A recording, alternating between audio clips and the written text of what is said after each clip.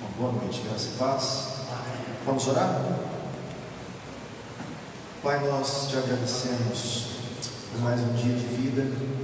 Obrigado pelo privilégio novamente de estudarmos a sua palavra. Ajuda-nos pelo teu Espírito a lermos e compreendermos o Evangelho de Marcos nessas quintas-feiras. Que realmente o Evangelho da tua palavra seja exposta a nós, para que possamos entender corretamente a boa notícia de Jesus, o nosso Senhor e Cristo, Pai. Nós pedimos que o teu Espírito ilumine a nossa mente, nos dê sabedoria, revelação, para que possamos conhecer mais do nosso Senhor e Salvador. E a Ti sempre toda a glória e toda a honra, em nome de Jesus. Amém. Vamos lá, Marcos capítulo 1. Vou ler o texto novamente.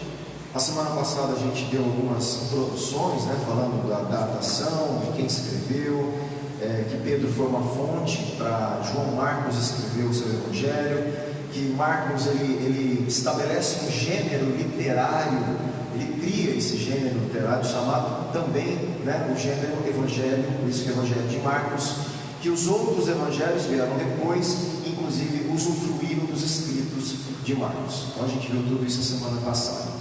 Continuando a leitura, vamos na verdade retomar Marcos capítulo 1, do versículo 1 ao 8.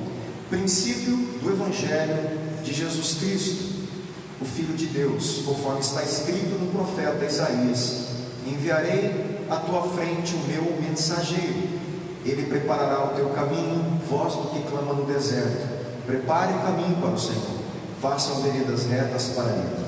Versículo 4. Assim surgiu João, batizando no deserto, pregando um batismo de arrependimento para o perdão dos pecados. A ele vinha toda a região da Judéia e todo o povo de Jerusalém, confessando os seus pecados, eram batizados por ele no Rio Jordão.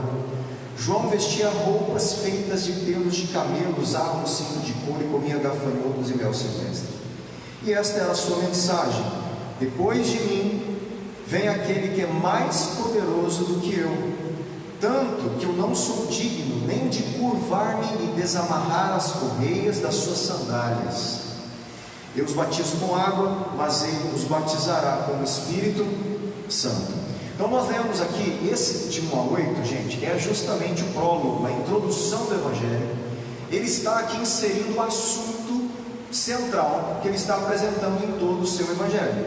É acerca de Jesus, o Cristo, o Filho de Deus. Ele está falando, o Evangelho dele está querendo apresentar a identidade de Jesus, que é o Messias prometido, a esperança de Israel nasceu, ele é o Messias prometido, e ele é o Filho de Deus. Então Marcos começa com isso, apresentando a identidade de Jesus como Messias e Filho de Deus. O ponto central das boas novas, então, lembra que eu leio aqui algumas horas o material aqui de apoio? O ponto central das boas novas, Evangelho é boa notícia, é Jesus o Messias, que se revela como Filho de Deus, ao dar início à era do reino de Deus. Essa identidade é declarada primeiro pela profecia do Antigo Testamento, e depois pelo precursor messiânico. Quem é o precursor messiânico aqui? João Batista. Então ele já anuncia, Marcos começa a mostrar que essa identidade de Jesus estava ligada a profecias do Antigo Testamento, que ele estava cumprindo as profecias, e João era o cumprimento de uma delas, sendo precursor, aquele que viria à frente, preparando o caminho do Messias, aquele que é muito maior do que ele. É isso que Marcos está apresentando aqui. A gente viu também isso a semana passada. Lá no versículo 2, escrito, ele fala aí, ele cita o texto do Antigo Testamento, conforme está escrito no profeta Isaías. O que nós vamos fazer? Nós vamos ler algumas passagens. Isaías capítulo 39. Acho que não podia me ajudar com as leituras. Se tiver mais alguém que quiser procurar junto e ler junto, vai ter que sentar próximo aqui para dividir o microfone.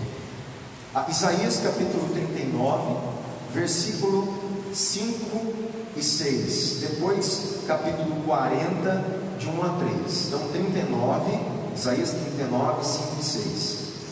Então disse Isaías a Ezequias: ouve a palavra do Senhor dos Exércitos. Certamente virão dias em que tudo o que houver em tua casa e tudo o que tesouraram os teus pais até o dia de hoje será levado para a Babilônia. Não ficará coisa alguma, diz o Senhor. Isso, só um momento aqui. O que o profeta está falando? Quem lembra disso? O profeta está profetizando o exílio babilônico. Acontece, vamos retomar, porque nós não temos pressa para terminar o livro de Marcos, nós queremos compreender o que ele escreveu.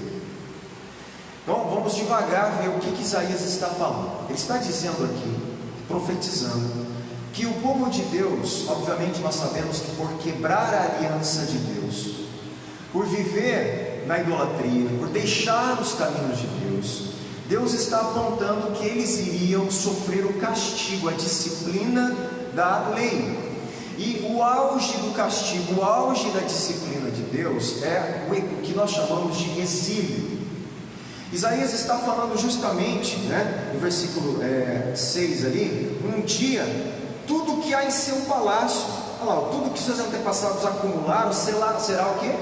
Levado para a Babilônia. Tudo que vocês têm de mais precioso, que vocês conquistaram, o que Deus deu a vocês, por causa da desobediência de vocês, isso será levado para uma nação que vai se apoderar de vocês, vai fazer vocês, homens e mulheres sem terras, sem o lugar que Deus deu a vocês, estarão ali espalhados, não terão a referência mais da terra prometida.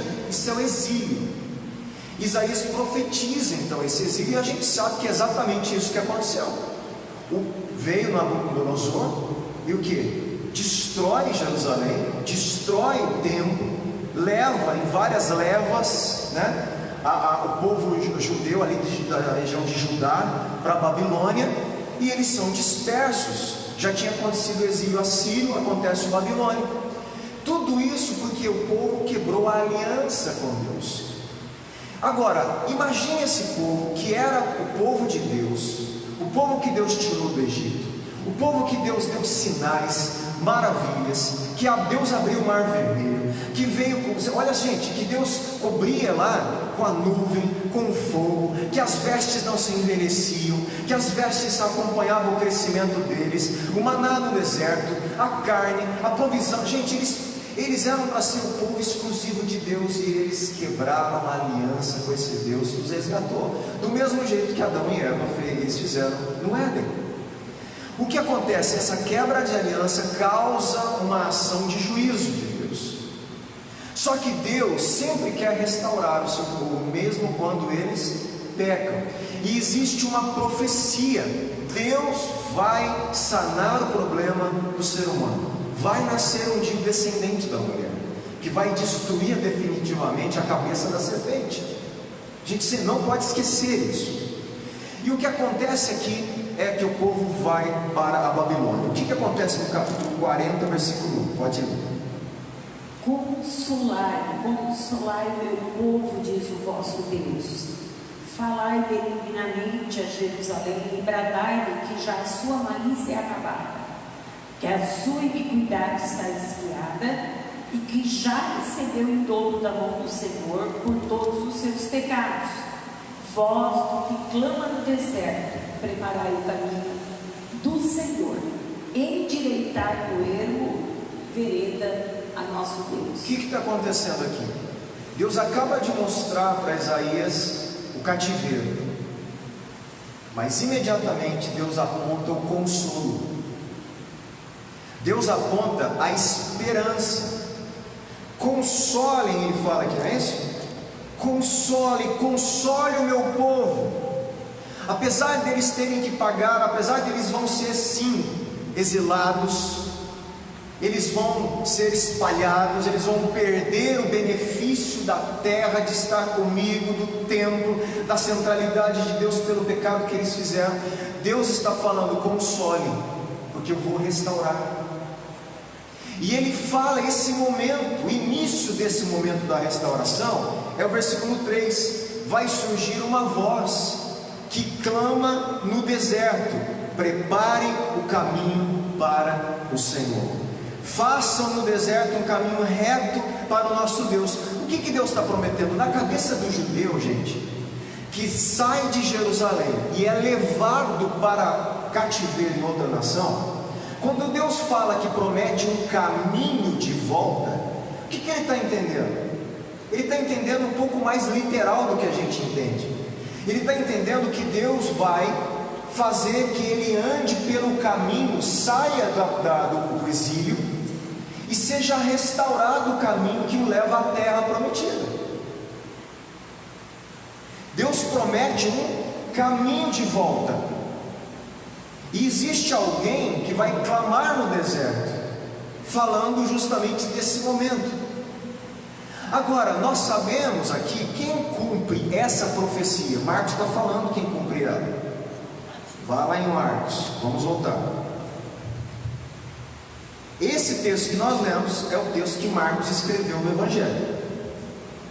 E ele escreve no Evangelho, Marcos 1:2, conforme está escrito no profeta Isaías, o texto que a gente acabou de ler: enviarei à sua frente um mensageiro, e ele preparará o teu caminho, voz do que clama no deserto, prepare o caminho para o Senhor, faça a vereda reta para Ele. Essa é uma profecia messiânica, é uma profecia de esperança, do que? De restauração, de salvação. E os povo de Deus, eles estavam, nesse momento que Marcos está escrevendo, exilados, centenas de anos após, exilados na Babilônia, certo? Foram exilados, espalhados, houve uma certa reconstrução, mas ficou muita gente ainda na Babilônia.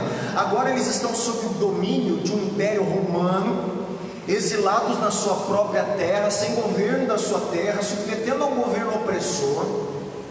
O que eles esperam? O rei prometido por Deus que iria libertá-los e que iria tirá-los da opressão desses governos e levá-los à terra prometida, ao lugar prometido e às bênçãos de Deus. Na verdade, o que eles queriam? Ser o povo de Deus novamente, e que Deus fosse o Deus deles.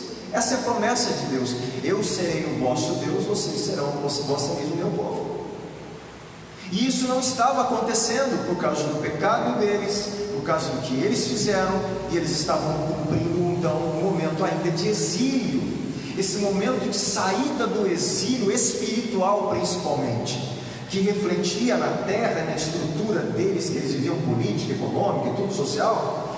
Isso era uma esperança. Deus deu essa esperança. O que Marcos está falando? Essa era prometida chegou. Esse prometido que vai abrir o momento do consolo de Israel, que vai anunciar a vinda do Messias, ele chegou, ele é João Batista. João Batista está cumprindo essa profecia em vida. Quando ele começa o ministério dele, fazendo o que? Pregando o arrependimento, consertando as veredas, o caminho, a retidão, óbvio que aqui do coração, para preparar a vinda de quem? Daquele que era maior do que ele não era nem digno de amarrar o sapato dele. Eu acho que eu comentei que esse ato que João Batista cita é um ato de um escravo fazer para o seu dono, seu proprietário na época. O escravo, ele podia ir lá amarrar os calçados do seu mestre, né? Na verdade do seu dono. O que João Batista está falando é que eu não sou digno de fazer nenhum ato de um escravo aos pés daquele que virá, porque ele é muito maior. Eu não sou digno de fazer isso.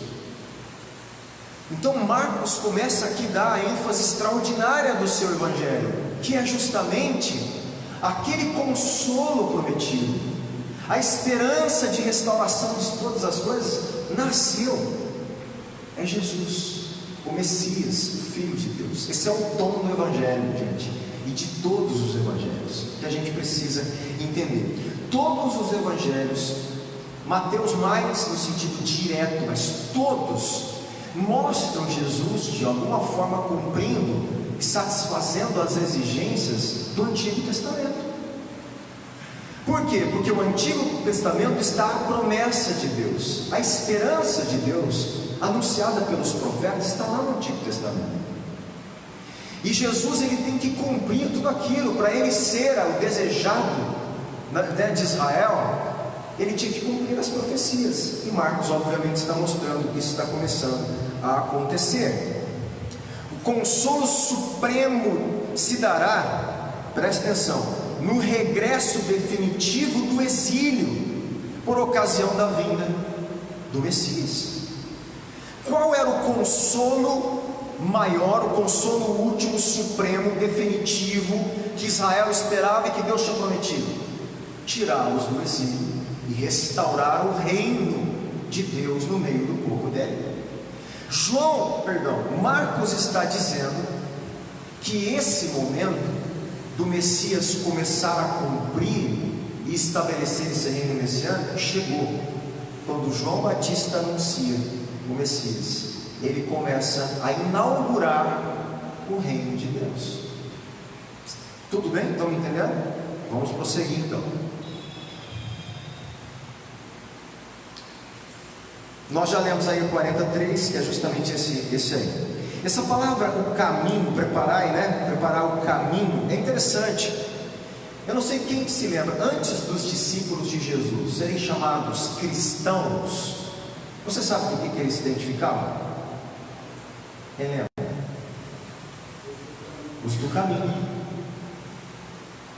Eles se identificavam assim, ao contrário da palavra cristãos, que foi as pessoas de fora que os identificaram. Foi até apelidados, alguns dizem que pejorativamente no início, mas obviamente foi um elogio, mostrar que eles se pareciam e falavam de Cristo. Então eles são cristãos, o povo que não para de falar de Cristo fica parecendo com Cristo. Eles parecem até que são uma reprodução, uma réplica daquele Cristo. Cristãos, pequenos cristos, os ungidinhos ali, que representam aquele homem lá. Mas eles antes se identificavam como o do caminho, provavelmente com base nesse versículo de Isaías 40, versículo 3.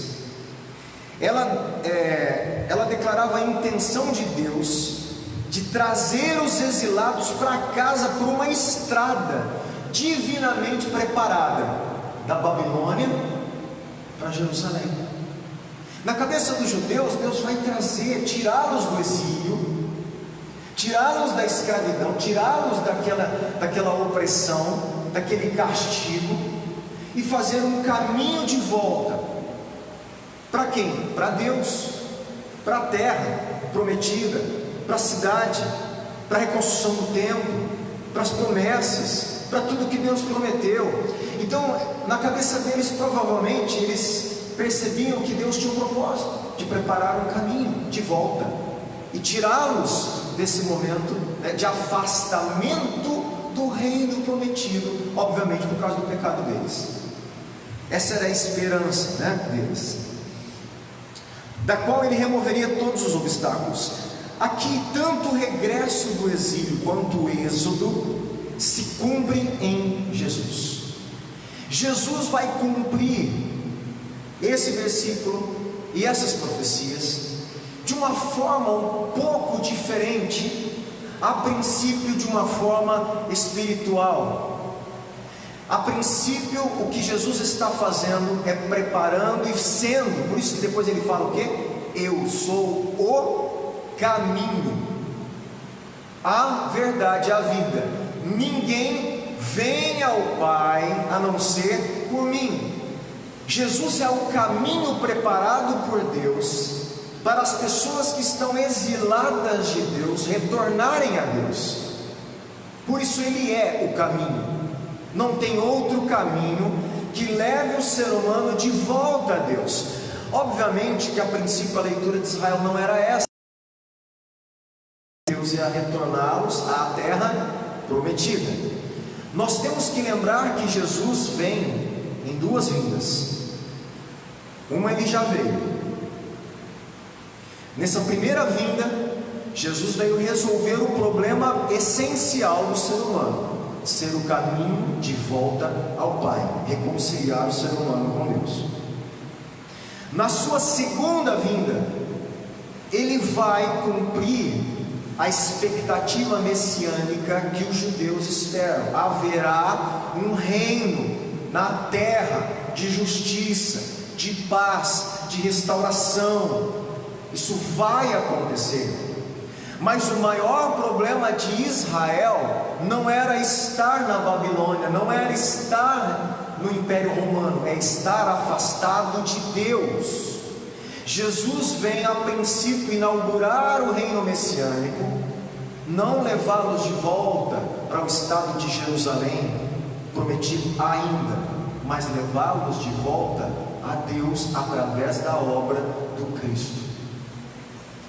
Essa é a grande dificuldade que os judeus não entenderam e rejeitaram Jesus, porque o Messias que eles esperavam era o Messias rei, que iria livrá-los do Império Romano, estabelecer o reinado davídico eterno prometido, dar a eles a terra novamente, restabelecer o sistema de culto a Deus, que eles pudessem ser o povo de Deus e Deus habitar no meio deles. É isso que eles esperavam. Só que Deus não ia fazer isso antes de resolver o maior problema, que é o problema do coração do ser humano. Não é um problema físico e da terra. Enquanto esse problema não fosse resolvido, Israel pode voltar para Jerusalém. Sabe o que eles vão fazer de novo? Quebrar a aliança com Deus, receber o castigo de Deus. Por quê? Porque a natureza do ser humano está manchada pela queda. Antes de um reino terreno, o reino de Deus tem que ser iniciado no interior, no novo nascimento, no espírito do homem, voltando o ser humano ao seu Criador e reconciliando. A partir daí, Deus pode restabelecer coisas temporais que serão eternas, coisas que são esperança de Israel até hoje. Gente, isso é importante, a gente colocar as coisas, cada coisa no seu lugar. Olha só, mais um pouquinho aqui. No versículo 6, João vestia roupas feitas de pelos de cabelo, usava um cinto de couro, comia gafanhoto e mel silvestre. Uma pessoa diferente, distinta, um profeta mesmo ali, diferenciado. As roupas e a alimentação de João o apresentam como um profeta semelhante a Elias. Jesus inclusive diz que João era o Elias prometido. Por quê? Porque ele era aquele que prepararia o caminho do Senhor. Ele faria coisas que foi prometida que aquele que viria como Elias faria. Alguns acreditam que Elias ainda vai voltar antes da segunda vinda. É um problema aí agora teológico, Que Elias, a figura, a unção de Elias veio na pessoa de João Batista, mas que ainda existe um cumprimento pontual da figura de Elias. Isso também por causa da segunda vinda. É algo que é discutido aí, que aponta para isso também. Mas o que Jesus entende é que João é o Elias prometido da sua primeira vinda. E dão continuidade ao cumprimento por João da profecia registrada. Olha agora, vamos ler Malaquias. Vamos lá em Malaquias, capítulo 3.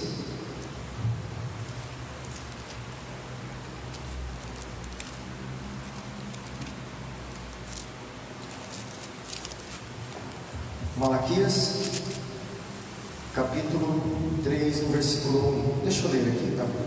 Fácil. Vejam, eu enviarei o meu mensageiro. E ele vai fazer o quê? Quem achou aí? Malaquias 3, 1. E ele vai preparar o caminho diante de mim. E então de repente o Senhor que vocês buscam virá para o seu tempo. O mensageiro da aliança, aqueles que vocês desejam, virá, diz o Senhor dos Exércitos. Olha que interessante.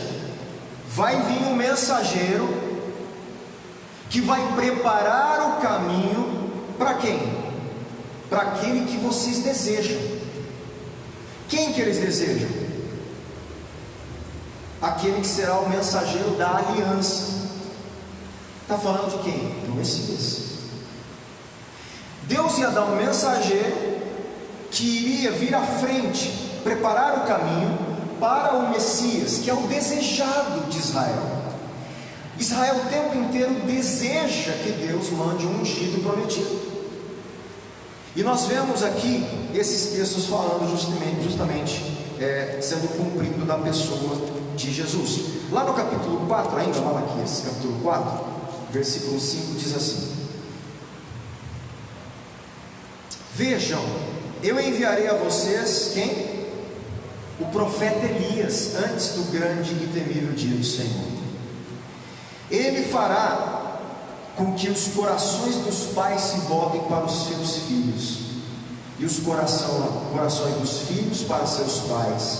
Do contrário, eu virei e castigarei a terra com maldição. O que tem a ver aqui? João Batista está cumprindo essa profecia.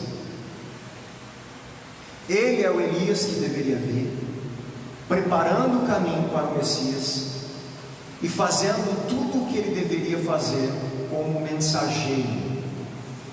Uma mensagem de arrependimento, uma mensagem, de conversão dos pais aos filhos, de retorno, de refazer as coisas erradas, colocá-las no lugar certo, porque o Messias está chegando.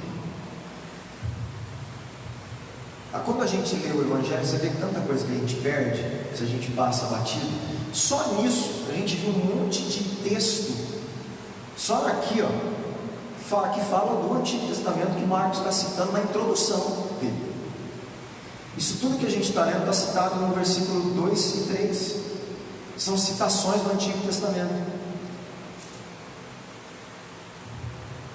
E aí no versículo 7 e 8, não precisa ler, mas só observa aqui, por favor. João não é digno, como eu disse, sequer de ser escravo dele e de desamarrar as correias de suas sandálias.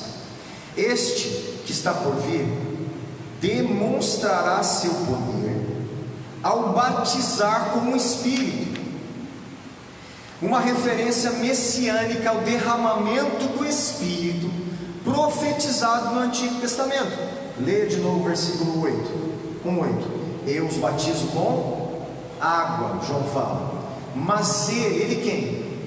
Messias os batizará com o Espírito Santo. Por que ele fala isso? Porque, gente, o Antigo Testamento prometeu o Espírito Santo, o derramamento, e o derramamento do Espírito Santo está ligado com a vinda do Messias.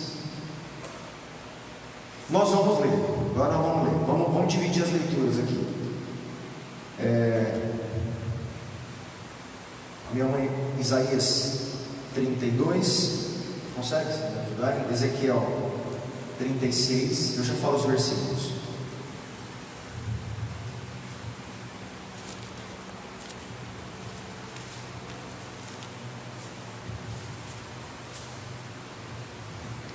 Aí depois tem outro Isaías, tá? Então vamos lá. Isaías, quem não está lendo, presta bem atenção na leitura. Isaías 32, versículo 15. Até que se derrame sobre nós o Espírito lá do alto, e o deserto se torne um campo fértil, e o campo fértil seja tido por bosque.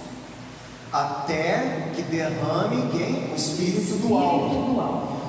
Deus está prometendo através de Isaías o Espírito dele, que seria derramado e iria restaurar a terra, transformaria o deserto, O que acontece? Fala com a linguagem de Isaías. O deserto se torna um campo fértil. Olha só, o deserto, campo fértil seja tido por bosque. O deserto vai se tornar vai florescer.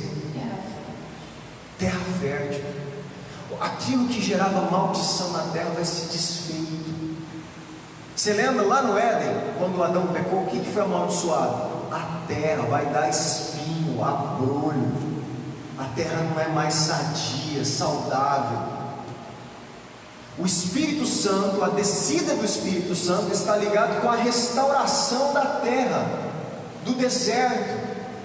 Por quê? Porque está falando do reino messiânico.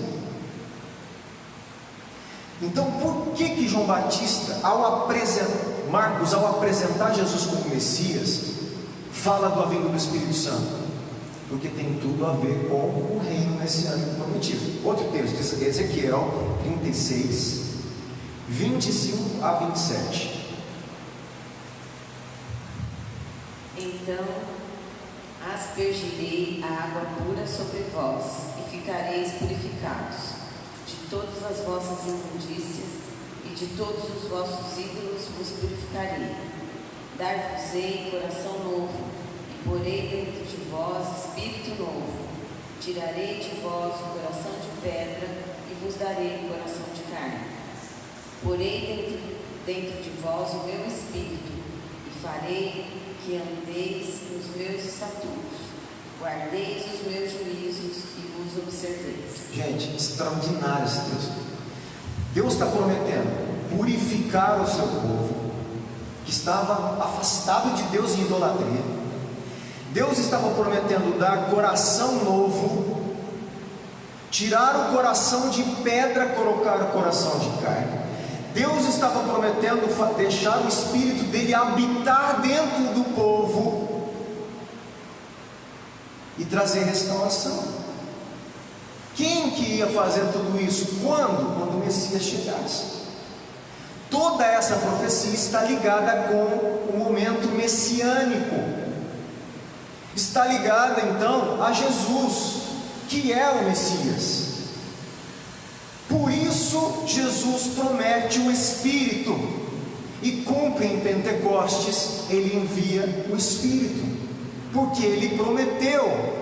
Nesse momento de restauração, o Espírito de Deus viria, habitaria dentro do povo de Deus, daria novo coração e purificaria esse povo. Isso só começa a acontecer a partir de Cristo. Jesus é o cumprimento de todas essas profecias, e somente a partir dele, da obra dele, toda a esperança de Israel, um novo coração. Deus fala que ia colocar a lei dentro do coração deles. Tudo isso não acontece sem Cristo. Por isso ele é a boa notícia, meu irmão. A boa notícia do Evangelho é uma pessoa, é Jesus, o Cristo e a sua obra. Dá para entender isso? Ok. Eu vou ler agora Joel 2,28, diz assim, outra profecia citada, inclusive no livro de Atos, né? Joel capítulo 2, versículo 28, diz assim: e depois disso, derramarei do meu espírito sobre todos os povos, seus filhos e suas filhas profetizarão, os velhos terão sonhos e os jovens terão visões, até sobre os servos, as servas derramarei do meu espírito naqueles dias. Deus está prometendo que o Espírito, gente, presta atenção no que eu estou dizendo. O Espírito de Deus não habitava mais em ninguém no Antigo Testamento. O Espírito de Deus só vinha sobre algumas pessoas específicas. Quem eram as pessoas? Só vinham sobre os reis, os sacerdotes e os profetas. Deus está prometendo que o Espírito dele viria, primeiro, sobre todos os povos, não só sobre Israel. Segundo, sobre os escravos. Servo aqui é escravo, porque tinha os escravos na época. Servos, escravos.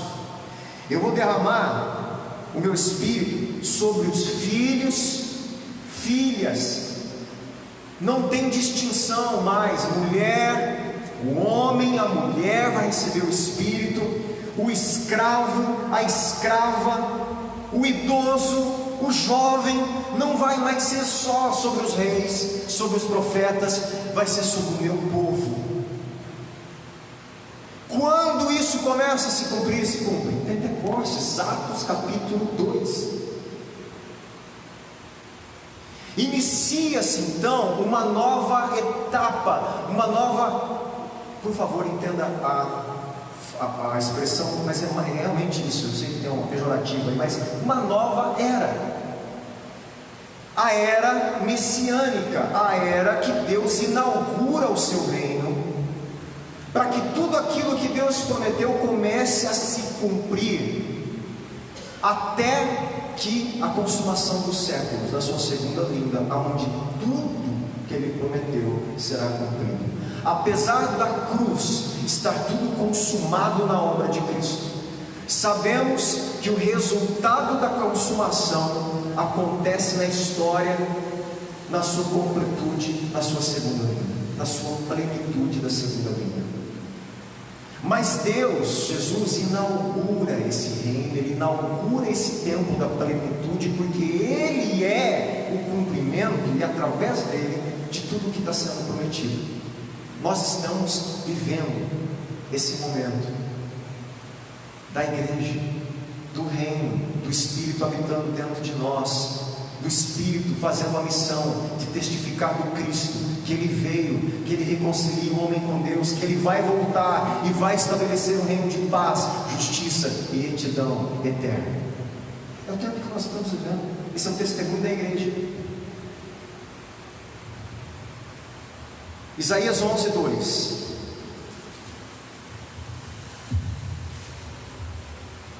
Repousará sobre ele o Espírito do Senhor, o Espírito de sabedoria e de inteligência, o Espírito de conselho e de fortaleza, o Espírito de conhecimento e de temor do Senhor. Deus fala para Isaías que repousará sobre ele, falando do Messias, de novo, o Espírito do Senhor, com essas todas as características. Imediatamente após aqui, Marcos falar de tudo isso, referindo-se ao cumprimento de todas as profecias que a gente está vendo, ele fala do batismo na hora que o Espírito vem sobre Jesus. Por que teve que acontecer? Porque Deus disse através de Isaías que ele seria ungido pelo Espírito de Deus, e ali se cumpre a profecia. Jesus no batismo é ungido, o Espírito Santo de Deus vem sobre ele. Para quê? Para ele cumprir a obra do Messias, para ele cumprir a obra do Cristo, do ungido prometido. Amém? Preste atenção ainda na leitura aqui, por favor. O Messias, ele é infundido. Essa é uma palavra teológica, que é quando o Espírito Santo vem derramado sobre alguém, há uma infusão do Espírito Santo ali sobre aquela pessoa, com o Espírito do poder, de modo que esse grande poder é visto não somente em milagres e em um ministério poderoso, mas também em seu batismo com o Espírito, indicação de que ele não apenas tem o Espírito, mas também submergirá seus seguidores no Espírito. O Messias não somente tem o Espírito de Deus, mas ele ia trazer esse derramar do Espírito sobre os seus seguidores. Essa é a promessa que a gente está vendo. Ele tem o Espírito de Deus agora, mas ele promete que esse Espírito seria dado à sua igreja, ao seu corpo, que é a extensão agora de Cristo. Olha, gente, como que a gente vai entendendo esse projeto do que é ser igreja, estar em Cristo, né? Um poder exclusivo de Deus. As considerações finais desse pedacinho. Aqui Marcos apresenta o propósito então central do seu evangelho. Vamos retomar. Falar ao mundo de Jesus, Messias, o Filho de Deus. Ele é profeta, mas é mais do que isso. É o Messias prometido por Deus, o Filho ungido, enviado ao mundo para sacrificar-se para a salvação da humanidade. Além disso, Marcos se concentra no cumprimento, na realização completa das expectativas dos santos e dos profetas do Antigo Testamento, de que Deus interviria nesse mundo. Repetidamente o Antigo Testamento aponta adiante para a vinda de Jesus. Por fim, essa passagem tem o foco sobre o Evangelho, as boas notícias da obra redentora divina em Jesus, anunciada pelo ministério de João Batista, que chamou o povo a arrepender-se e receber o perdão dos pecados. Então aqui nós temos um resumo da introdução de Marcos. Vamos iniciar a leitura do 9 hoje ao 15. Vamos lá. Naquela ocasião, Jesus veio de Nazaré da Galiléia e foi batizado por João no Jordão. Assim que saiu da água, Jesus viu o céu se abrindo. Gente, fala comigo, o céu se abrindo. É importante, nós vamos destacar essas questões. Ele viu o céu se abrindo e o Espírito descendo como pomba sobre ele.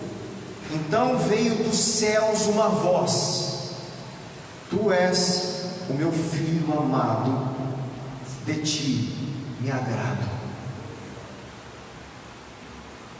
Logo após, o Espírito o impeliu para o deserto. Ali esteve 40 dias, sendo tentado por Satanás.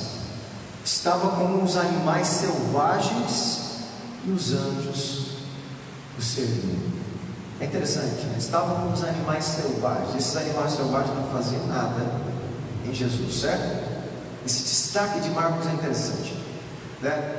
Inclusive a natureza, a selvageria dos animais teriam que se conter diante de Cristo.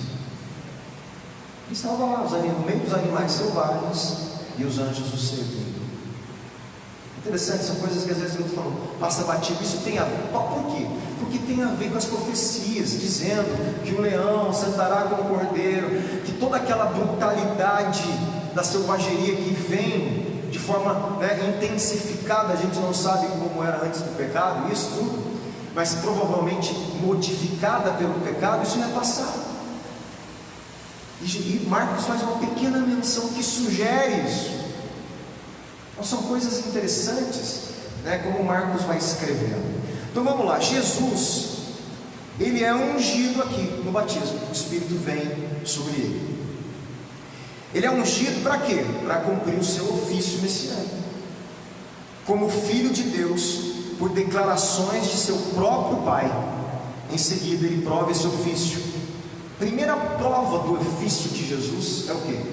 Derrotar Satanás no deserto. É a primeira prova de Jesus na ação. Na verdade, na ação, porque as primeiras é João Batista, o precursor, cumprindo a profecia de Malaquias, cumprindo a profecia de Isaías. Você está entendendo? Marcos está colocando tudo isso. Deus falando da boca: este é o meu filho amado. São tudo coisas falando: olha, ele é o Messias, ele é o Messias. E o primeiro ato do Messias é vencer Satanás. Eu darei o descendente da mulher, e ele vai destruir a cabeça da serpente. O primeiro ato do Messias é vencer Satanás. No deserto, na tentação, ele vence Satanás.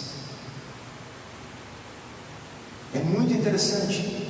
Essas coisas começam a acontecer e nos mostrar que Jesus começa a cumprir toda a expectativa, a esperança de salvação das profecias do Antigo Testamento. Esse é o Evangelho, gente. Nós temos que entender o Evangelho, porque senão a gente vai pregar tudo menos o Evangelho. Você está me entendendo? Se nós não entendemos o Evangelho, nós vamos pregar tudo menos o Evangelho. E a única coisa que pode salvar o ser humano é o Evangelho. Quantas vezes as pessoas leem, não entendem o que está lendo, o que está falando, o que Marcos está querendo falar, o que João, no Evangelho dele inteiro, está querendo falar. Nós precisamos entender o que eles escreveram, o que eles estão querendo mostrar. Não é ficar pegando um monte de texto separado e, entendi isso. Gente, ele está escrevendo um relato porque ele tem um objetivo. Ele quer mostrar no relato que Jesus é o Messias sofredor, o servo sofredor que ia justificar a humanidade, filho de Deus. Marcos escreve o seu Evangelho para isso.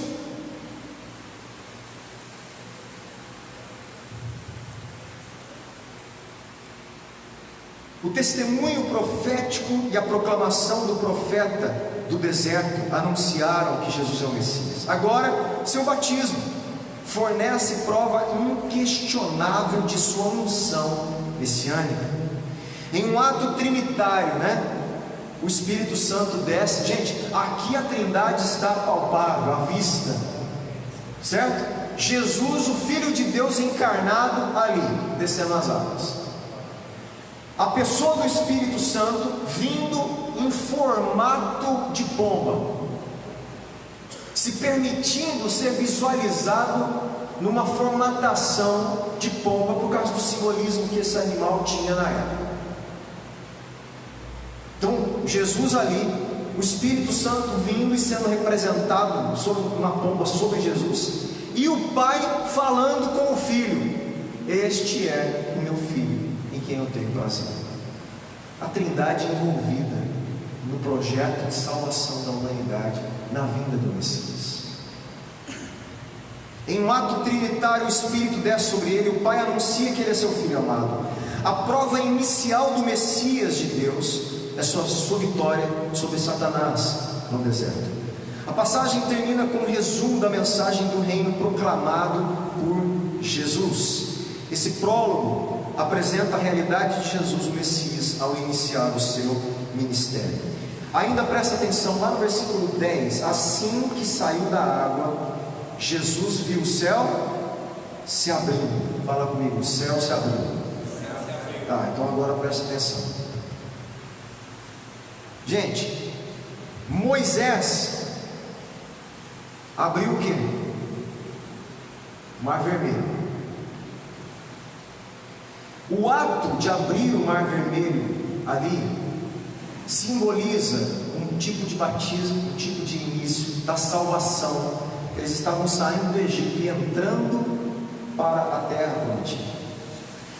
Josué abre o Rio Jordão, iniciando o seu também ministério de sucessor de Moisés. É um outro ato de poder. Deus, como se Deus estivesse testemunhando: eu estou com Moisés, agora eu estou com Josué, certo? E Elias abriu o Rio Jordão também. O que nós temos que entender? Esses homens abriram o mar, abriram o rio. Jesus abre o céu. Na hora que ele é ungido, o céu se abre. Há uma fala figurada extraordinária. Não é mais um ato físico, só um riozinho que está se abrindo. O céu está se abrindo. Porque ele não é só um profeta, ele não é só um Moisés, um Elias, ele é o Messias. São figuras que Marcos começa a pegar elementos do Antigo Testamento, apesar de estar escrevendo para gentios, mas ele, como um bom estudioso ali, um entendido do Antigo Testamento, um bom judeu, junto com Pedro, eles estão fazendo esse paralelo, mostrando, apontando tudo isso para Jesus, para o Cristo. Jesus rasga a própria malha do céu. Isso significa não apenas que agora as portas do céu estão abertas, mas também que a nova era do reino começou. Em Jesus, no ato do batismo, se inicia uma etapa nova do reino de Deus na terra. O céu está aberto em Cristo. E o Espírito desce então como pomba, simbolizando a unção de Jesus para o seu ofício messiânico. Na criação, você lembra? O que o Espírito fazia? Pairava sobre a face das águas, não é isso? E aqui temos uma nova criação, com a descida do Espírito, para dar início à nova era da salvação. Meu irmão, o Espírito Santo vem sobre Jesus, porque há em Cristo a promessa de novos céus e nova terra. O céu se abre, o Espírito paira sobre a face da terra de novo, e haverá novos céus e nova terra. Você está me entendendo? O Espírito volta para a terra, ele volta a habitar no ser humano, através da obra de Cristo. Ele volta a pairar sobre a face da terra, e quando Jesus vier, ele vai fazer novos céus e a nova terra. Meu irmão, é muito extraordinário. Esse é o Evangelho. Quando ele fala, Deus fala: tu és meu filho amado, né? Em quem eu tenho prazer, em quem eu tenho satisfação. Gente, Deus não falava mais, sabe quantos anos? 400 anos não se ouvia mais a voz de Deus ao dia. 400 anos ninguém ouvia mais a voz de Deus na nação de Israel. No ato do batismo de Jesus, Deus rompe o céu e fala depois de 400 anos. E fala sobre o seu filho. Este é o meu filho. Esse é o meu filho em que eu tenho prazer, que satisfaz, que vai fazer tudo o que eu quero e vai satisfazer a esperança de tudo que eu prometi. Deus não se pronunciava de modo direto desde o tempo dos profetas, e essa é a primeira vez que sua voz é ouvida em 400 anos. Somente a vinda do Messias poderia acabar com o longo silêncio de Deus, e é justamente isso que está acontecendo. A primeira parte do pronunciamento de Deus vem, vamos ler? Vamos lá, é importante. Salmo capítulo 2, porque Deus usa o Salmo 2, que ele tinha usado, né? O salmista, que é um salmo messiânico. Salmo capítulo 2, no verso 6 a 8. Pode ir. Eu ungi o meu rei sobre o meu santo monte Sião, proclamarei o decreto do Senhor. Ele me disse: tu és meu filho, eu hoje te gerei. Pede-me e eu te darei as nações por herança, e os fins da terra por tua possessão. Sim, de quem está falando o salmo? Do Messias. Deus usa esse texto aqui: tu és o meu filho. Deus está apontando que Jesus está cumprindo o salmo messiânico. Tu és o meu filho, e esse filho será rei. Esse filho vai poder pedir todas as nações como herança. Jesus não é, nós não somos herdeiros com ele, co-herdeiros com Cristo. Ele é toda a herança de Deus é do Messias, e tudo, até os confins da terra, será propriedade desse rei, que é Jesus Cristo, o Messias. E Deus rompe então, falando: tu és meu filho. A primeira parte do pronunciamento vem do Salmo 2,7, que se refere à entronização do rei messiânico. Desse modo, Jesus é identificado não somente como filho amado de Deus, mas também como filho de Davi. Lembra que o Messias teria que ser filho de Davi. Filho em que sentido? Descendente. Lembra que filho é descendente de Davi. Versículo 12, novamente, volta lá. Logo após o Espírito o enviou para onde? No deserto. Essa passagem costuma ser a narrativa da tentação, mas uma designação mais apropriada seria a aprovação, a provação do Filho de Deus. Satanás praticamente serve ao propósito de Deus ao fornecer a tentação que prova Jesus. As provações servem de teste e tentação. O mesmo termo grego é empregado para ambos, teste e tentação. É o Espírito que toma a iniciativa de impelir Jesus para o deserto, meu irmão, não é Satanás. Ele foi levado por Deus para ser tentado. Ele foi levado pelo próprio Espírito de Deus para o deserto, porque ele tinha que ser provado e aprovado como filho de Deus. É o Espírito que toma a iniciativa. Jesus para o deserto, um lugar de provação. Os 40 dias que Jesus fica no deserto remete de novo a coisas interessantes do Antigo Testamento. Moisés fica 40 dias no Monte Sinai, e a prova de Israel durante 40 anos. Elias passa pelo deserto 40 dias. São episódios acontecidos no deserto, provações, coisas que aconteceram, que eram para ser aprovado, foram reprovados, em alguns momentos, mas tudo isso está ligado. São figuras que estão lá, são sombras do que iria acontecer. Jesus vai para o deserto, ficar 40 dias, para quê? Para ser aprovado como Filho de Deus e vencer as tentações. Portanto, Jesus é submetido à sua própria prova no deserto, no início de sua missão messiânica, e com isso demonstrará no restante de Marcos que é o Filho de Deus, ao entrar em combate direto com Satanás e derrotá-lo. Isso aí Marcos vai trabalhar depois no restante do Evangelho.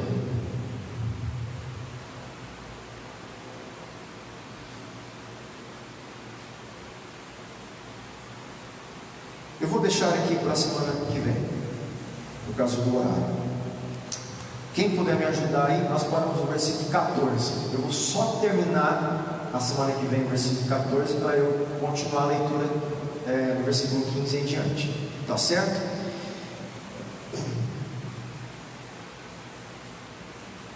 É importante que o parar aqui, ó, só para você entender. No 14 ele fala: depois que João foi preso, Jesus foi para Galiléia proclamando as boas novas de Deus. O tempo é chegado. Jesus agora começa a falar: o tempo é chegado. Tempo do quê? De tudo isso que a gente está falando, do cumprimento de todas as profecias, de toda a esperança. O tempo do reino de Deus, o tempo é chegado. Por que é chegado? Porque ele é o Messias, porque ele é o Filho de Deus. Então a pregação de Jesus obviamente é: arrependei-vos, porque é chegado o reino de Deus. O tempo é chegado.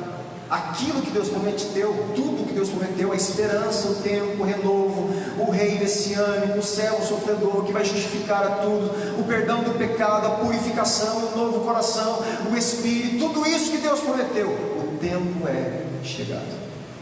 Essa palavrinha, meu irmão, significa tudo isso. O tempo é chegado. Essa é a boa notícia do reino de Deus que Jesus começa a anunciar. Amém? E a gente deixa para continuar a leitura semana que vem. Vamos orar?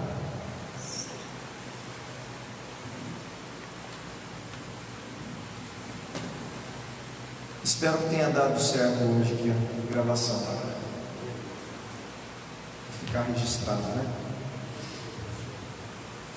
Vamos agradecer. Pai, muito obrigado pelo Evangelho de Marcos mais uma vez, por essa leitura, pelo privilégio de ouvir, ler e entender a boa notícia de que Jesus é o Messias, o Filho de Deus, e que nele se cumpre o perdão dos pecados, nele se cumpre a reconciliação com Deus, nele se cumpre a destruição da cabeça da serpente do engano, nele se cumpre, Senhor, o reino eterno que virá na sua segunda vinda, nele se cumpre o juízo de todas as nações que serão julgadas Senhor, por tudo aquilo que tem feito e cometido contra o Senhor, porque pela fé somos salvos e justificados no nosso Senhor e Salvador Jesus Cristo, na cruz, na sua ressurreição, na sua morte e ressurreição e na sua futura vinda, que aguardamos, esperamos e desejamos apressar, em nome de Jesus, Pai. Leva-nos em paz, dê-nos, Senhor, a tua bênção, para podermos continuar sendo igreja que prega o teu evangelho e faz discípulos, para que o seu nome seja glorificado agora e para todo sempre, em nome de Jesus. Amém. Deus abençoe, meus irmãos.